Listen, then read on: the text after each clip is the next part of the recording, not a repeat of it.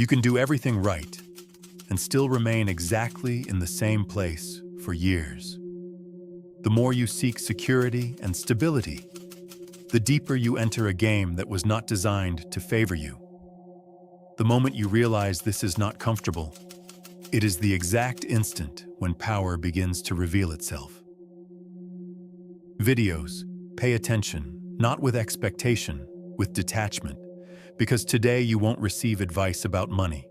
You will be confronted with the real cause that makes most people work, study, invest effort, and still remain trapped at the same level.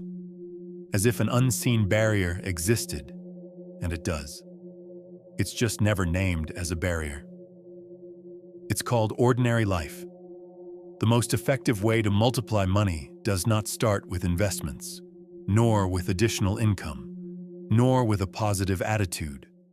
It begins with a dangerous question, one that almost no one is willing to hold for long. Why does money respond to some and degrade others, regardless of effort? If you still think the answer is skill or hard work, you are still positioned on the simplest side of the game, the side that executes. There is a harsh logic behind this, a logic rarely expressed because putting it into words would dismantle the entire structure. This logic was identified centuries ago by someone who never avoided uncomfortable truths. Someone who understood wealth not as a moral reward, but as a structural outcome. Machiavelli. He understood that where there is an outcome, there is a cause. And the cause is not what you do. It is where you stand when you do it. There is a severe difference between creating value and controlling the channel through which value flows. Most try to multiply money by producing more. The perceptive multiply money by reducing dependence and expanding control. This video will not show you how to earn more. It will reveal why you have always earned less than you could, even when doing everything correctly. Because the mistake is not in the techniques you learned. The mistake lies in your mental position within the system. You were conditioned to be useful, not to be indispensable. And there is a vast gap between those two states. By the end, you will hold a cold map.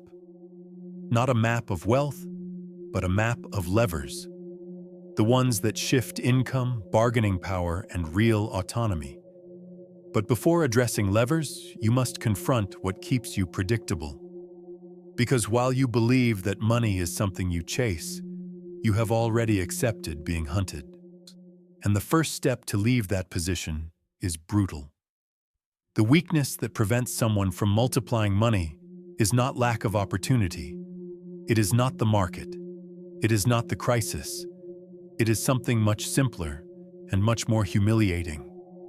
The psychological need for security. We are not talking about food on the table. We are talking about the emotional need to feel calm, approved, accepted. The common man does not want real money. He wants relief. He wants to sleep without fear. And whoever seeks relief negotiates poorly, accepts any condition, and still calls it opportunity. The system loves this type of person. Because whoever needs to obey is easy to control. The masses were educated to confuse virtue with submission. Be punctual, be hardworking, be nice, be available, be productive. This person becomes the boss's favorite and the salary's hostage, becomes the company's hope and the total absence of power. The world does not reward effort itself. It rewards the control that effort creates. If your effort does not generate control over anything, it only generates exhaustion. Here emerges the executor, the one who defines worth through output. He assumes that excelling at what he does will make him irreplaceable. But the modern system does not elevate skilled executors into owners. It converts them into high-efficiency components. And a component, regardless of how refined, remains a component. The executor requests a raise like someone seeking approval. He explains, rationalizes, demonstrates. And with each demonstration, he diminishes himself. I'm because he accepts the other's frame. I have value because you acknowledge it. There is also another profile, the financially restless, the one who exists in anticipation of loss and in pursuit of shortcuts. This one becomes the ideal prey for promises, gurus, and schemes, because he is not looking for structure. He is looking for rescue, and the desire to be rescued is, at its core, the desire to be controlled. While you respond to the fear of scarcity, someone else is mapping the flow. While you chase it, someone else designs the route you will be forced to follow. The flaw is not in wanting to succeed. It is in positioning yourself as a dependent within the economic structure. Because whoever depends, submits. And whoever submits does not expand, only preserves. Now pause for a moment. Not an emotional interruption. A strategic halt.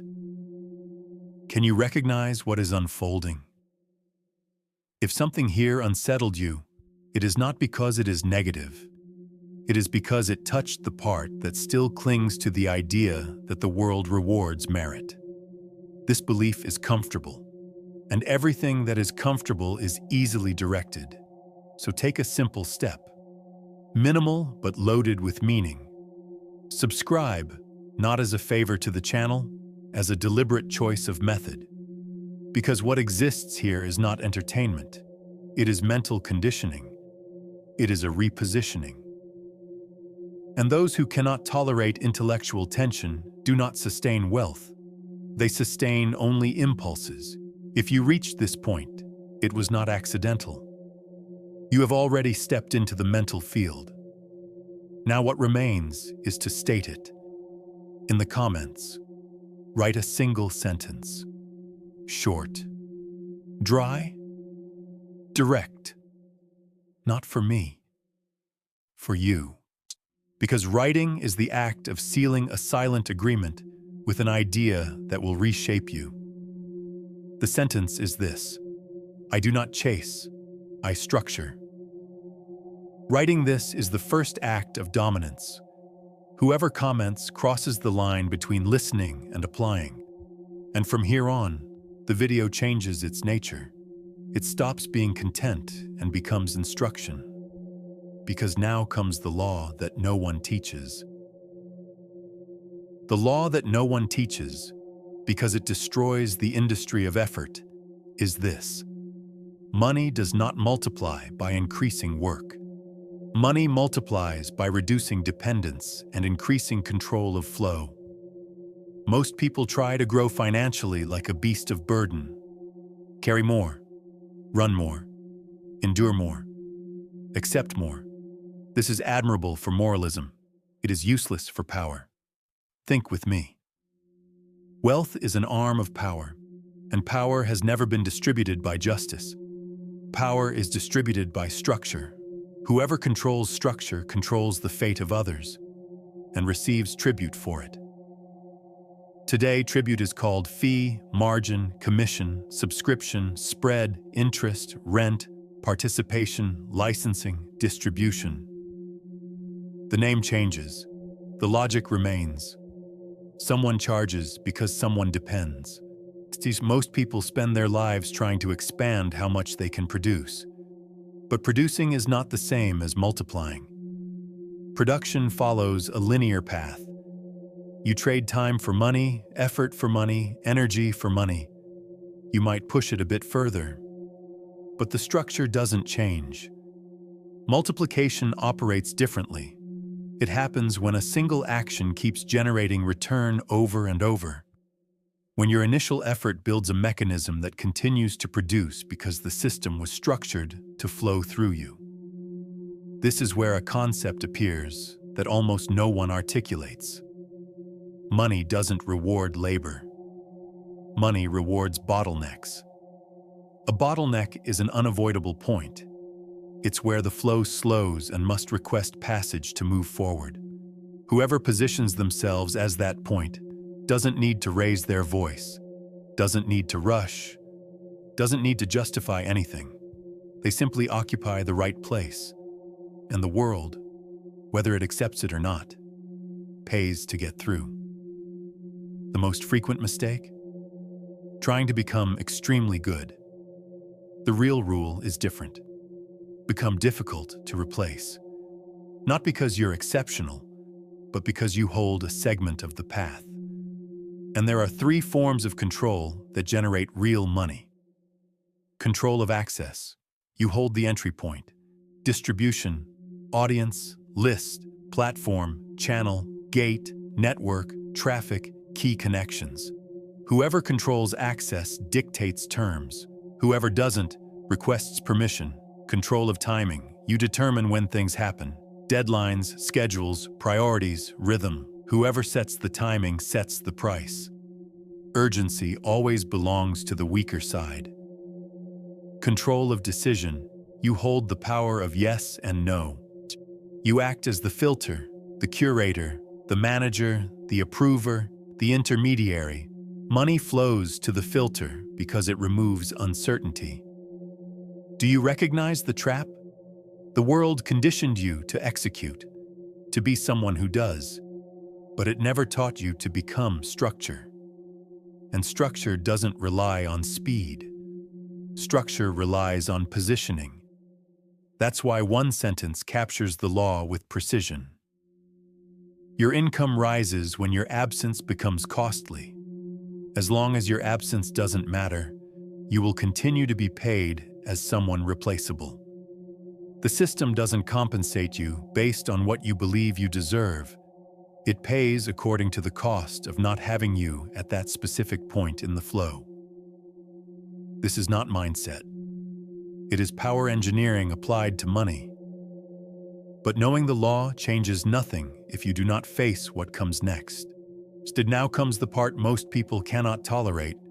It is not an external story. It is an internal implosion. Because there is a moment, rare, when someone realizes that their own financial life is not a sequence of bad luck and limitations. It is the direct consequence of an identity. The identity of someone who asks for space. You were trained to deserve. Deserve a promotion. Deserve recognition. Deserve trust. Deserve opportunity. This verb is a silent poison. Because anyone who lives trying to deserve has already accepted that power is on the outside. And when power is on the outside, money always arrives as permission, never as consequence. The collapse happens when you see, without romanticism, the repeated pattern. You dedicate yourself. You deliver. You solve. You do what no one else does. And still you need to negotiate for crumbs. You realize that the system does not hate you. It simply does not need you. It uses you. And that is different. Being used hurts less when you do not notice. When you do, the pain turns into lucidity. The revelation is brutal. Your competence did not give you power because you handed it over without control. You offered your value as a donation, and you waited for it to turn into return. But return is not generated by kindness. Return is generated by leverage. So you realize what few see from a distance. While you try to be chosen, others are creating the door. While you try to prove your work, others are creating the criteria of the work. While you try to please, others are defining who deserves to be pleased. The economy is a dispute for psychological position. Those who place themselves as inferior receive instructions. Those who place themselves as necessary receive proposals. This is the moment of symbolic death. The ideal worker inside you needs to die. The obedient one. The one who explains himself. The one who blames himself. The one who believes that one day they will recognize him. They will not. Recognition comes after power, not before. When that former version collapses, a different logic emerges. It's not about making more money. It's about no longer being the channel where money passes through without ever remaining. Most people earn and lose, earn and spend, earn and vanish, because there is no structure, no direction of flow, only wages and pressure. From this point forward, money is no longer the target. What you pursue are the mechanisms that make money respond. And that follows a method. Now the answer. The most intelligent way to multiply money is easy to state and hard to accept. Do not expand output before expanding control. What you are after is not income. It is margin and leverage. Income without margin is a hidden cage, and income without leverage is an infinite chase. The method unfolds in 4 movements. First movement, shift the mental frame of money. The executor asks, "How can I do more?" The strategist asks, "Where is the constraint?" A constraint is the unavoidable point in the process.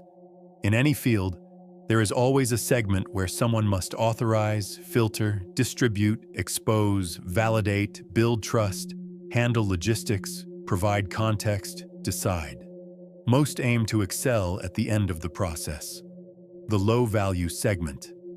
The perceptive one positions themselves at the unavoidable segment, the high-value segment. The question is not which job pays more. It is which part of the flow is monetized and by whom. Second movement, construct value that cannot be easily replicated. Being hard to replicate does not mean possessing a rare talent. It means holding a rare combination. A single skill is interchangeable. A cohesive mix of skills becomes identity. Someone who understands product and distribution. Someone who understands communication and conversion. Someone who understands people and negotiation. Someone who understands data and decision-making. The objective is not just to be competent, but to be structurally relevant in the right position. That is how substitution is reduced. Third movement, design a system of repetition. Multiplication depends on repetition without equal effort. That means exiting the model of trading time for money and entering a model where one system produces multiple times. This system may take the form of a controlled audience, a list, a distribution platform, a replicable product, a service that scales through a team, a process converted into subscription, a network acting as a bridge, an asset that absorbs flow. The central idea is to capture flow. If money enters and leaves without residue, you are operating on leakage. Fourth movement, reduce dependency and increase the power to refuse. This is the point that changes everything. Multiplication begins when you can say no without fear, because those who cannot refuse always negotiate against themselves.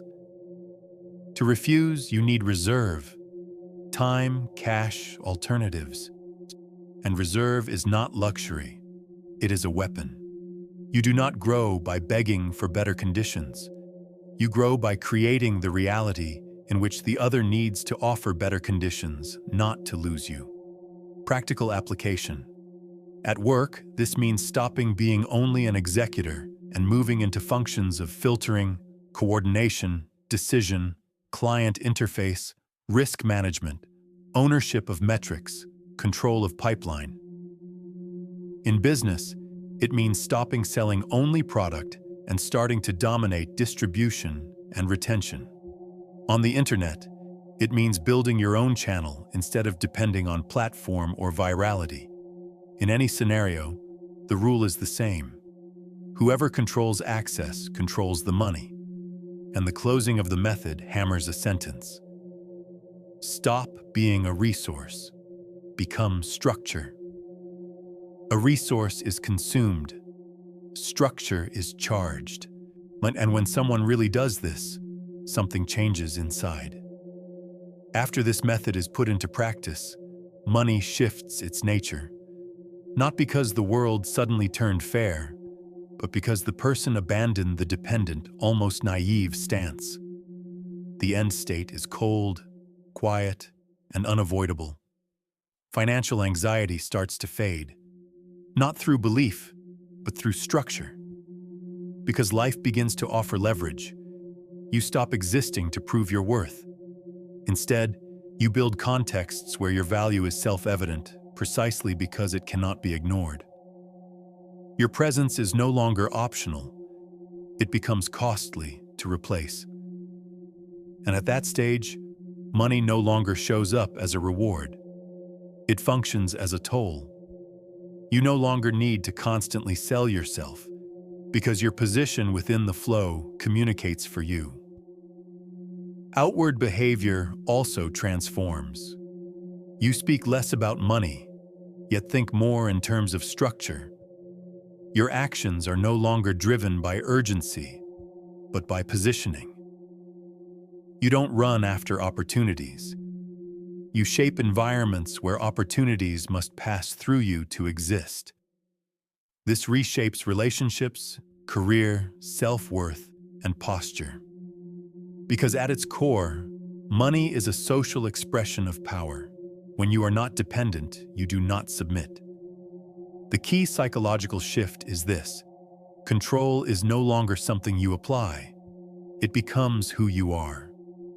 You don't attempt to appear composed. You are composed because your position is not fragile. Small losses don't destabilize you because your life is no longer supported by a single thread. You have leverage. You have options. And options are the real form of luxury. But this only happens for those who truly decide. Now it's clear. Multiplying money is not about increasing effort. It's about stepping out of the executor's role. It's about minimizing dependence. It's about controlling flow. It's about establishing real bottlenecks where your value becomes unavoidable. Effort still exists, but its role changes. It stops being about survival and becomes a strategic investment in position. If this truth pierced you, go back to the mantra. Repeat it. Write it again if needed, because repetition is mental installation. In the comments, reaffirm, I do not chase, I structure. Not as a beautiful phrase, as a sentence, as a choice, as a rupture with the mentality that kept you obedient. And from here on, the message is simple. You can go back to normal life and forget this in 24 hours. Or you can treat this idea as continuous training. Because the world will not give you power by merit. The world only responds to position. Those who understand structure never accept crumbs again. Those who control flow do not beg for money. They make money pass through them. Comment. Subscribe. The next videos are already on the screen. Continue your mental training.